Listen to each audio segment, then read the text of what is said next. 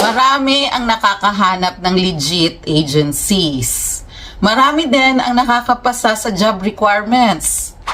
Pero alam nyo ba kung saan madalas bumabagsak ang OFW applicants? Tama, sa interview. At ang masakit, minsan qualified ka naman. Kaya lang, hindi mo nasagot ng maayos yung employer during the interview. Kaya sa episode na ito, ibibigay ko sa inyo yung top 10 interview questions and best answers na pwede nyong gamitin na guide. At ang number 7 ay isa sa mga tricky questions na madalas kabagsakan ng applicants. At sa episode na ito, magbibigay din ako ng top 50 interview questions and best answers cheat sheet.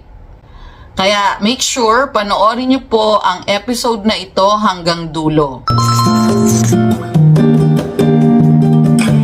Question number 1. Tell me about yourself.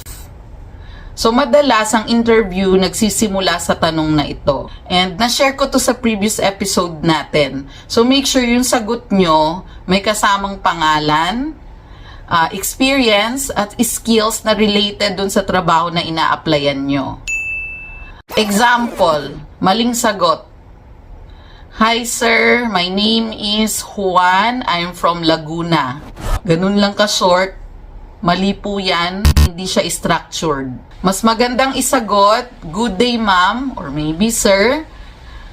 I am Juan de la Cruz from Laguna. I have 5 years work experience. I am hardworking. I am willing to learn and I can work under pressure. Tip ko sa question na to, make it short. Less than 1 minute is enough for this question to answer. Question number 2. Why do you want to work abroad? Ang best answer dito, I want to support my family, improve my skills, build a better future, and gain an international experience. Ang tip ko dito, iwasan mong sumagot ng dahil gusto ko lang yumaman, dahil gusto ko lang kumita ng malaki. Anything related sa pera, avoid it. Question number 3 natin, isa to sa mga tricky question. So, question number 3, why we should hire you? Ang best answer dito ay, you should hire me because I'm hardworking, dependable, and willing to learn. I always do my best and I can work with a team. Ang tip ko sa'yo dito, focus on the value that you can add to the company or to the employer. Question number 4, what are your strengths? Simpleng question pero medyo tricky din at marami talagang nahirapan sagutin din to. Kahit ako actually before, hirap na hirap ako dito sa strengths. So, ang best answer for this is, my strengths are being hardworking, punctual, and adaptable. I can easily learn a new task and I can work well with other people. Ganun lang. Short lang din and direct. Sa next question natin, maraming bumabagsak dito kasi actually, medyo mahirap talaga rin siyang sagutin. So, hindi natin nasasagot ng tama kung ano yung weakness natin. Ngayon, ituturo ko sa inyo ano yung best answer for this one. So, which means, ang question number 5 natin is, what are your weaknesses? Best answer. Sometimes, I focus too much on details. However, right now, I'm learning to manage my time better while maintaining a quality of work. So, ganun lang. So, ang importante dito sa question na to, magbigay lang kayo ng isang weakness. Tapos, paano nyo in-address yung weakness? Ano yung solusyon nyo dun sa weakness? Ganun lang, guys. Tip ko sa inyo, never say na ang weakness nyo tamad ako, or mabilis akong mapagod, or mabilis akong magalit. Guys, wag yung mga worst na weakness ng attitude natin, ha? Kasi hindi naman tayo perfect. Pumili kayo ng tamang weakness lang. Like yung binigay kong example, you can use that one. So, i-remind ko lang kayo, bibigyan ko kayo ng top 50 common interview questions and answers cheat sheet na magagamit nyo. Ibibigay ko sa end ng episode na to. Move na tayo sa question number 6.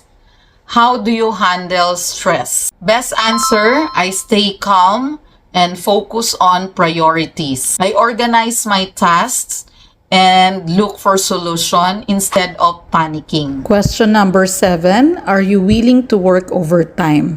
Best answer, yes. I understand that there are times when overtime is needed and I am willing to support the company. Patapos na tayo guys, few questions left. So abangan nyo yung sinasabi kong top 50 cheat sheet question and answers.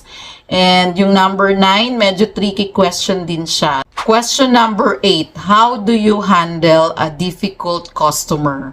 Best answer, I stay professional, I listen carefully, understand the concerns, and try to solve the problem respectfully.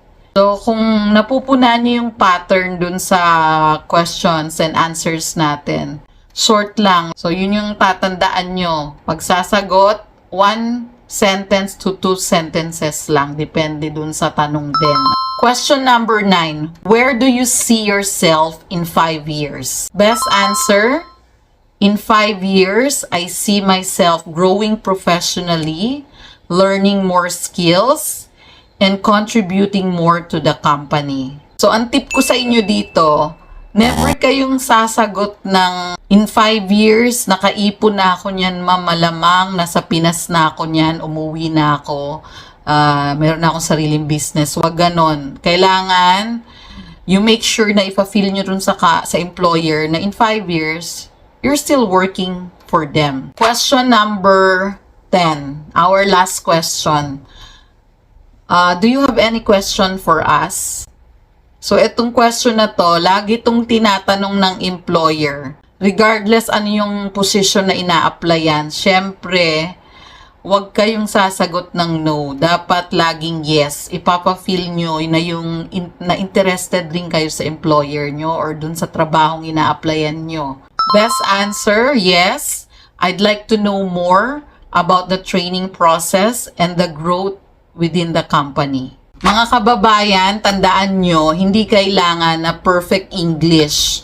Marami akong kakilalang OFW na natanggap sa trabaho, hindi naman sila fluent mag-English. Ang importante, confident ka, honest, positive attitude, at prepared ka. Ay ang 4 na yan ang mga importanteng bagay, kaya huwag kang matakot paghandaan mo tong interview mo. And as promised, yung top 50 common interview questions and best answers cheat sheet, nasa description box below. May link dyan. Just click the link and you can freely download it. And you have to use password OFW para ma-open yung file.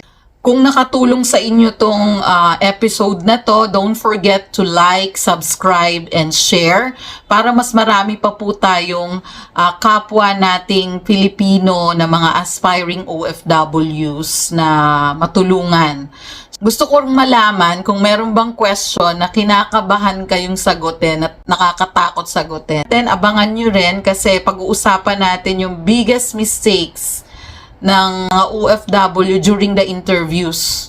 So, kasama to sa preparation nyo.